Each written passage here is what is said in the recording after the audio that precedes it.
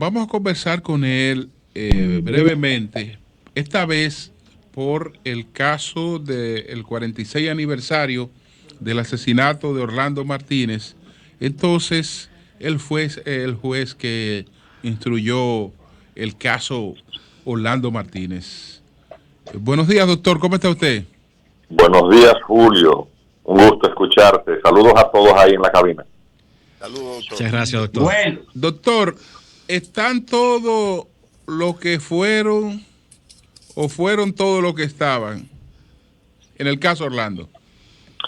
Desde el punto de vista de la ejecución material del crimen, todos los participantes en el hecho material y las personas que dieron la orden específica de la agresión a ese componente militar y civil, porque habían dos civiles en el aparato de sicariato, ¿verdad? Que produjo la muerte del periodista. Esos fueron detenidos en su momento y encausados. De todos ellos, algunos fallecieron en prisión, es decir, durante el transcurso del proceso, o condenados. Otros, me parece que hay uno que guarda prisión, uno o dos guardan prisión todavía, que son quienes produjeron los disparos, las heridas mortales. Y el acusado de mayor jerarquía, quien dio la orden directa de la muerte, con posterioridad ya en el transcurso del juicio de fondo, la jueza a cargo dio una inexplicable excarcelación y desglose en el expediente alegando motivos de salud, y esa persona continúa con ese proceso suspendido, disfrutando de las ventajas y mieles de la libertad, viviendo en casa de campo, que es el general Salvador Llúveres Montaz. Doctor, ¿eso es un crimen de Estado? ¿Se puede considerar como un crimen de Estado? Todos los participantes materiales.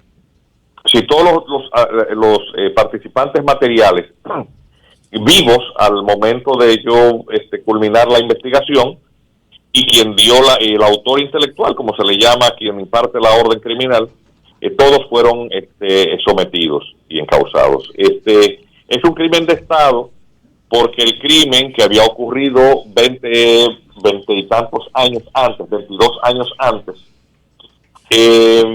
había sido objeto de un expediente preparado por la autoridad judicial de la época, tanto el Ministerio Público como los jueces, el juez de instrucción de la época, dirigido a torcer la dirección, acusando a personas totalmente inocentes, y con un interés marcadamente político, acusando 3 personas vinculadas, 2 de ellas muy cercanamente a un líder político adversario al gobierno, que era el expresidente Juan Bosch. Acusaron a Diomedes Mercedes y a Cheche Luna, quien era gente muy cercana al profesor Bosch, con quien el periodista, en el momento de su asesinato, sostenía una agria polémica pública.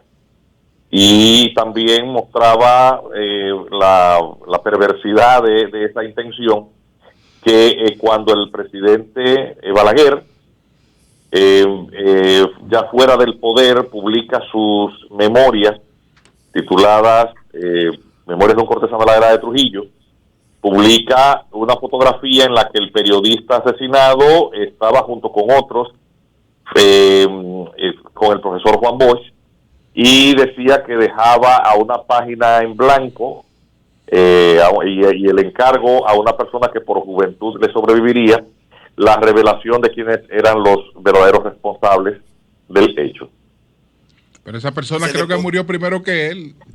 ¿Se le podría imputar al presidente Balaguer el crimen o la presencia de incluso intervención en los organismos de investigación por parte de instituciones transnacionales desbordaban la capacidad del jefe de Estado? Hay dos cosas. Hubo una infracción en la que concurrió el presidente Balaguer, es el crimen de encubrimiento. Claro, complicidad. Porque, no, complicidad es otra cosa. Encubrimiento es cuando una persona sabe quiénes son los responsables o dónde se encuentra la evidencia para encauzar los responsables de un hecho criminal y deliberadamente entorpece o encubre esta información a las autoridades. Por lo tanto, si el presidente Balaguer, quien ordenó una segunda investigación pocos meses después de acusados estos inocentes, produciendo la destitución del entonces jefe de policía que había encabezado la comisión que produjo ese primer expediente interesado, manipulado, calumnioso, por supuesto, y había designado a un oficial militar que guardaba una beligerancia, una confrontación con otro estamento militar, el general Nate Rafael Nivar Seijas, con la indicación expresa en el decreto de su designación como jefe de policía de esclarecer el crimen de Orlando Martínez. Y eso produjo en junio, julio del año 1975 una crisis militar como no se recuerda otro en todo el siglo pasado, porque la troika militar que dominaba las Fuerzas Armadas tenía un vínculo muy ostensible, muy directo, con la potencia militar que nos había ocupado 10 años antes del crimen. Es decir, recordemos que en el año 1965 hubo una confrontación cívico-militar en el que dos grupos militares, uno abogaba por el retorno al gobierno constitucional derrocado y que se rebela contra el otro grupo militar, y eso produce la guerra de abril del año 1965. Entonces, las Fuerzas Armadas estuvieron divididas. Cuando Balaguer retorna al poder, a una parte de la estructura militar dominante es dispuesta por la fuerza de ocupación. Eso, de hecho, está relatado en el libro del coronel Brian Bosch, que era el jefe de la misión militar norteamericana en el país para esos años. Y obviamente a este grupo militar a que Balaguer se refería cuando hablaba de los incontrolables, porque ciertamente él no tenía el control sobre el aparato militar. Y él, para neutralizarlos, en cierta manera, pues un militar de su mayor confianza, que era Rafael Nivar Seijas, él lo movía a puestos más, y que también tenía su grupo. Y con ambos jugaba a esa confrontación, a esa división, y también les designaba en puestos en donde estos militares pues accedían a los recursos del patrimonio estatal, es decir, lo que llamaban la ración del BOA, o de la BOA, cuando los entretienes con otra cosa. Entonces, obviamente la designación de Ney Rafael Nivar Seijas como jefe de policía, apenas 2 meses y pico después de haber cursado el expediente que acusaba a personas inocentes, era primero la afirmación de una desautorización absoluta de los resultados de ese sometimiento. Y en la dirección en que iba a ir el nuevo jefe de policía para esclarecer el crimen, obviamente iba a ir en la dirección de quienes resultaron efectivamente vinculados al hecho. Es decir, un grupo militar con una figura de principalía dentro de ese grupo, que era el señor Lluveres, porque Salvador Lluveres Montaz no solamente había sido 3 veces jefe de Estado Mayor de la Fuerza Aérea, había sido jefe de policía también. Relata el coronel Brian Bosch en ese libro, que fue publicado hace unos años, se llama Balaguer y los militares, que era el más aguerrido de esa troika militar. Ellos confrontan al presidente Balaguer ante la designación de Ney Nivar. El presidente Balaguer reacciona con una absoluta tranquilidad. Ellos plantearon incluso entre ellos la posibilidad de derrocar el gobierno. Obviamente eso no iba a contar con el apoyo del gobierno norteamericano, y entonces, como mecanismo de presión, lo que deciden es renunciar. Y se produce la renuncia en masa de los 3 jefes de Estado Mayor: Marina, Ejército Marina y el propio ministro de las Fuerzas Armadas de entonces. El presidente Balaguer, en una movida que muestra un nivel de frialdad y de calma y dominio de sí mismo, se designa a sí mismo jefe de las Fuerzas Armadas y en los días subsiguientes produce las sustituciones en las jefaturas de Estado Mayor, pero los inocentes condenados, sometidos, fueron puestos en libertad sin mayor formalidad y el expediente quedó en un limbo que, aunque jurídicamente vivo, empezó a dar tumbos, puesto que lo único que tenía eran las piezas de un expediente hecho y diseñado para encubrir a los verdaderos responsables. Y en esos avatares el expediente duró 20 años, hasta que en el 1995 la familia, que se había mantenido reiterando acciones procesales para evitar que se interrumpiera la prescripción, que en materia criminal es de 10 años, pues hizo una visita al juzgado de instrucción de la 4ª circunscripción, lugar en donde yo fui juez hace muchos años ya. Y pues la madre del periodista, acompañada de sus abogados y otros allegados, reiteró una de esas actuaciones, solicitando al juez de instrucción que continuase con la investigación de ese expediente que continuaba abierto. Yo era juez en esa época, y bueno, me tomé el asunto en serio, hice la investigación, duré cerca de 2 años, se hizo toda la pesquisa que resultaba necesaria, incluyendo para entonces tratar de recabar el testimonio del doctor Balaguer, quien de nuevo había accedido a la primera magistratura del Estado, investigar en todos los archivos, hemerotecas, de todas las personas que pudieron de uno u otro modo tener conocimiento de los hechos, tratar de ubicar el resultado de la investigación que a su vez había hecho el general Nivar Seijas cuando fue designado por el presidente Balaguer, que se presumía era el contenido de la llamada página en blanco, sí. Porque el presidente Balaguer no era policía, no era investigador, y necesariamente si él sabía los resultados de una investigación distinta que determinó cuáles fueron los responsables, se refería a esa segunda investigación. Nosotros, producto de esa investigación minuciosa, muy discreta, ubicamos no el expediente completo, pero sí las piezas cruciales, que eran los interrogatorios de los responsables, con los cuales habían dado una confesión en detalle que encajaba perfectamente con todos los demás indicios y elementos que nosotros habíamos logrado ya levantar, y todo esto es el contenido indiciario que dio lugar a la acusación, con lo cual posteriormente fueron condenados a 30 años y a 20 años respectivamente los responsables del crimen, y a 10 años uno de los participantes que estaba, si se quiere, accidentalmente en el lugar de los hechos, porque no sabía exactamente de qué se trataba. Entonces, doctor, en honor a las precisiones históricas, en el caso del doctor Balaguer, usted lo que ha sugerido y lo que en su momento trató de investigar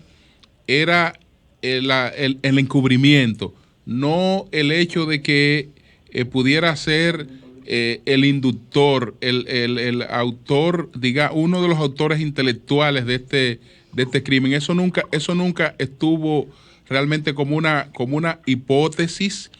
Y en segundo lugar, esos elementos que usted ha mostrado de esa conjura militar, que incluso pudo haber desembocado en un golpe de Estado, no aportan lo que Richelieu llama la razón de estar, que justificaba ese silencio.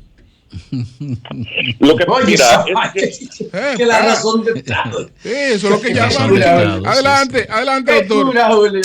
Eso se ha visto muchas veces. No, mira, en materia de investigación criminal, uno de los mayores hierros que puede cometer un investigador es partir de hipótesis preconcebidas. Okay. Porque eso te prejuicia, es decir, estás tratando de corroborar aquello que tú imaginas que es lo que pasó.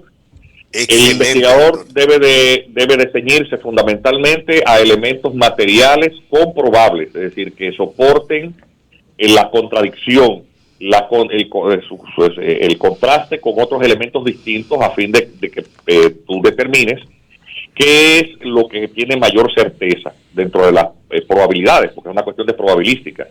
Y obviamente esto te apuntará en una dirección de reconstrucción posible o con mayor probabilidad de qué fue exactamente lo que pasó, es decir, los hechos.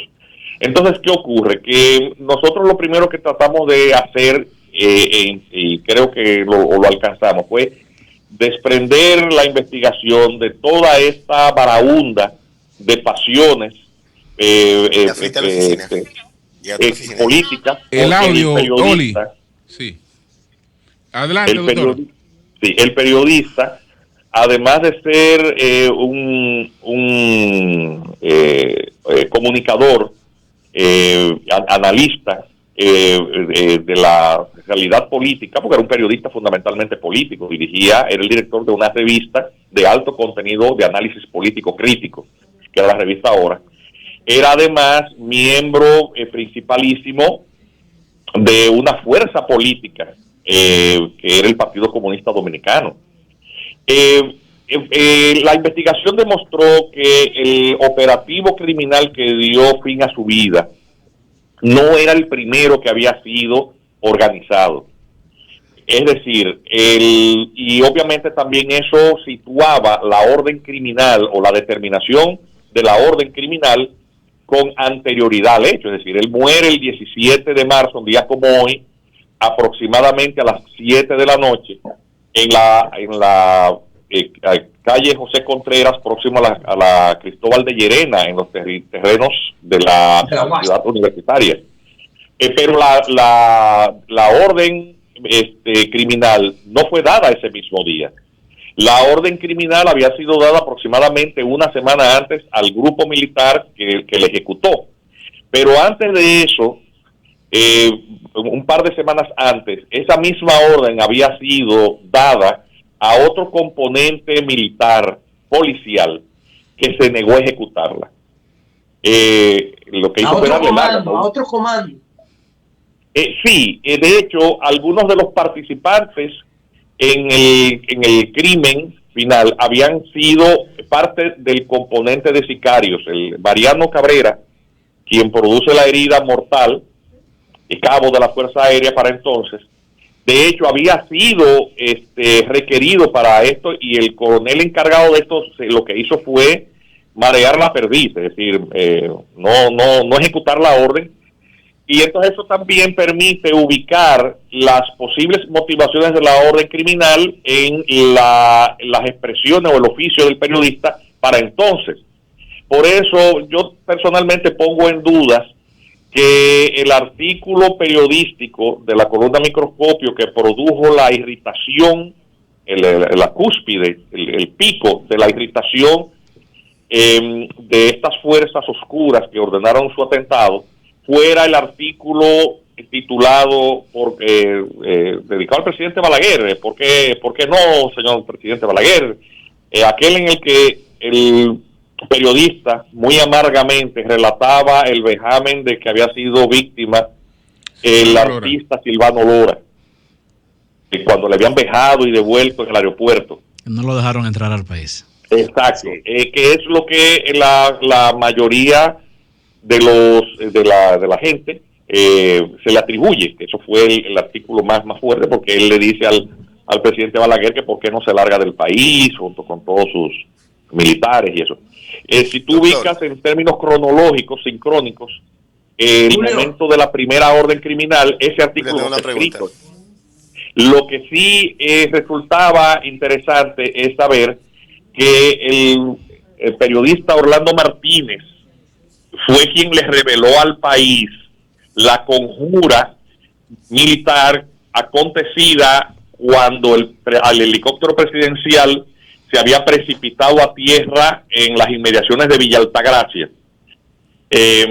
Y hubo una conjura de sustitución militar del presidente entonces. Quien revela al país eso es el periodista, y esto fue filtrado por un militar cercano a Ney Rafael Vivar Seijas. Es decir, que en cierta manera esa es una hipótesis sí nuestra, que lógicamente la investigación nos refleja porque eso es ajeno, a la investigación, es decir, los motivos de la orden no puede determinarlo exactamente. ¿Cuál artículo en particular fue el que irritó? ¿Cuál fue el pico de la irritación?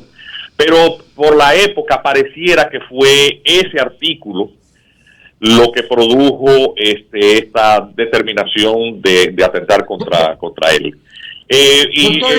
Similar a lo que pasó con otros atentados a otros periodistas, por ejemplo el caso de Gregorio García Castro, y otros periodistas más, que en cierta manera, el papá de Nuria Piera, por ejemplo, que se vieron atrapados en esas confrontaciones entre estas troicas militares beligerantes entre sí.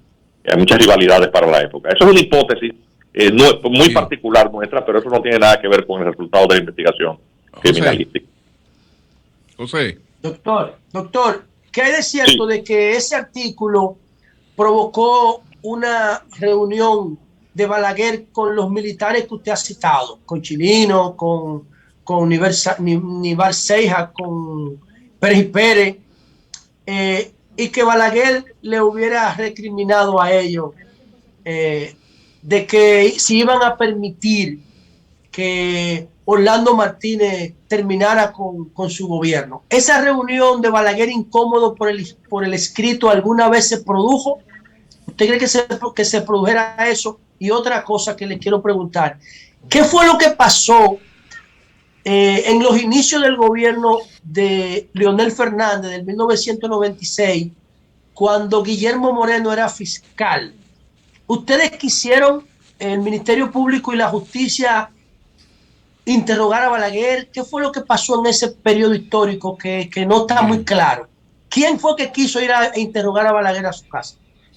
Bueno, vamos a empezar por lo último. Quien fue al Palacio Nacional siendo presidente a recabar su testimonio es quien te habla. Bien. Es decir, eso no tiene nada que ver con Guillermo Moreno. ¿En qué año, ni con Abel, eso en el 1995. Usted fue al Palacio como investigador del caso. Claro, porque la única persona que públicamente había admitido tener conocimiento de esta investigación había sido el presidente Balaguer en una de las páginas de su autobiografía. De Memoria de un cortesano. Y la única evidencia material comprobable de que había habido una segunda investigación que había producido resultados era la primera plana, una columnita en la primera plana de la portada del periódico El Nacional del 31 de octubre del año 75. Digo segunda edición porque ese día circularon 2 ediciones. Caonabo Gotró Piñeiro es el testigo que nos relata como juez investigador en esa época, cómo es que se produce esa información que aparece en esa columnita que dice que estaban detenidos los responsables materiales del crimen.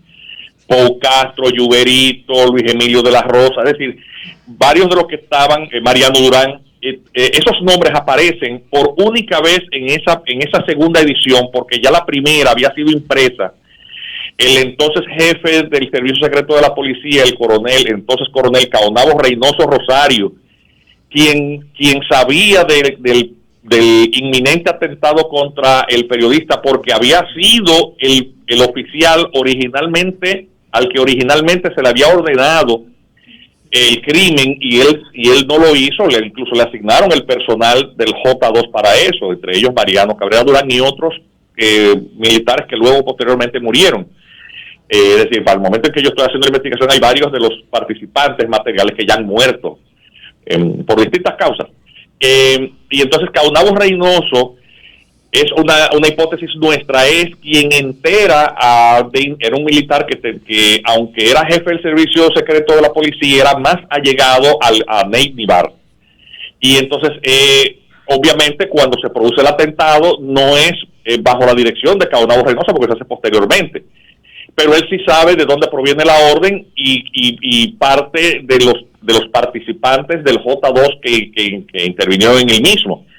Es razonable considerar que Caonabo Reynoso se lo dice a Ney Nivar se lo dice a Balaguer, y Balaguer designa a Neinibar como jefe de policía con el encargo específico de resolver la situación. Eso crea el pánico entre la troika militar que contempla derrocar al presidente y finalmente lo que hace es que renuncia. Pero el expediente entra en un limbo y la página en blanco es esa segunda investigación. Lo que reflejaba el 30 de octubre esta primera plana para que el caso de Orlando Martínez se quedara en un segundo plano. Bueno, él logra su objetivo porque inmediatamente es el crimen que conmocionó la sociedad y generó mucha opinión pública internacional, porque Orlando Martínez no es cualquier muerto, es un periodista muy apreciado por la sociedad y además porque el grupo político... Recuerde lo de 7 días con el pueblo. Bien.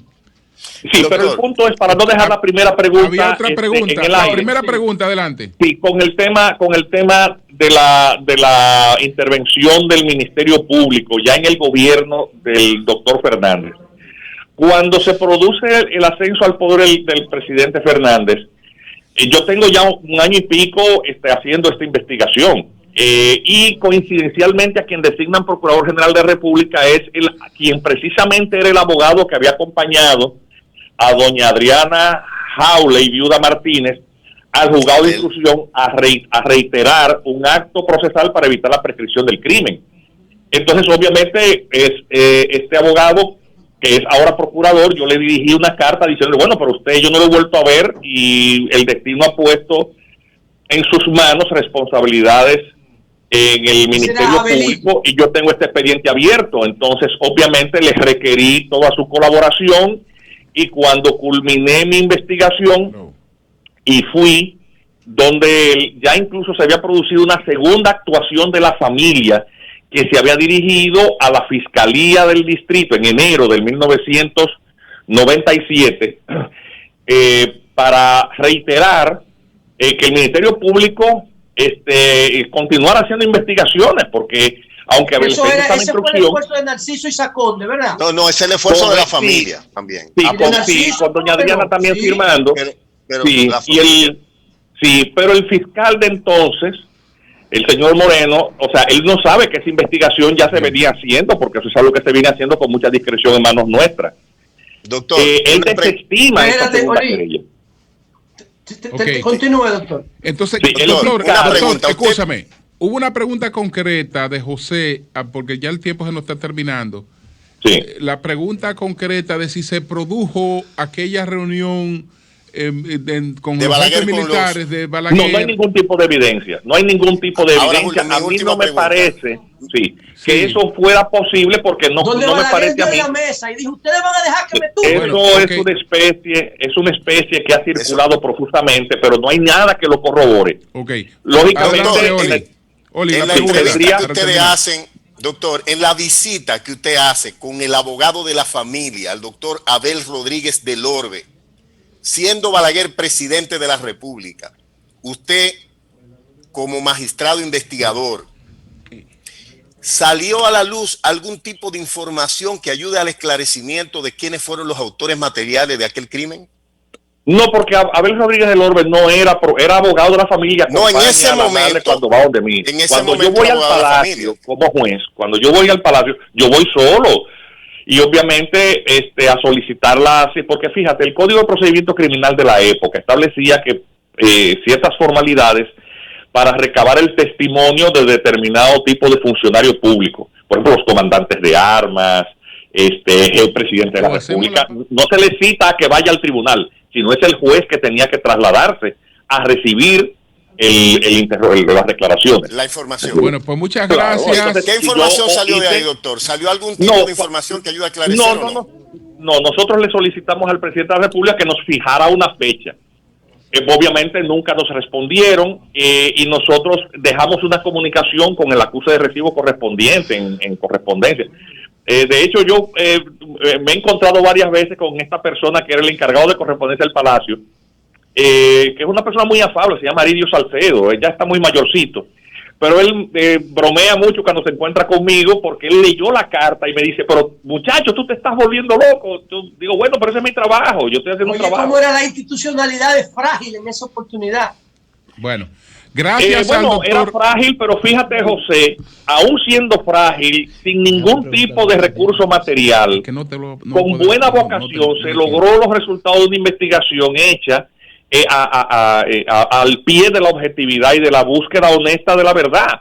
¿Qué terminó pasando? Bueno, después, posteriormente, cuando el presidente Balaguer devino en expresidente, nosotros también fuimos a su casa. Nosotros intentamos en 2 ocasiones, siendo presidente y luego que salió del poder. Doctor. Y hicimos lo mismo, le enviamos otra comunicación, pero tampoco nunca nos quiso recibir. Bueno.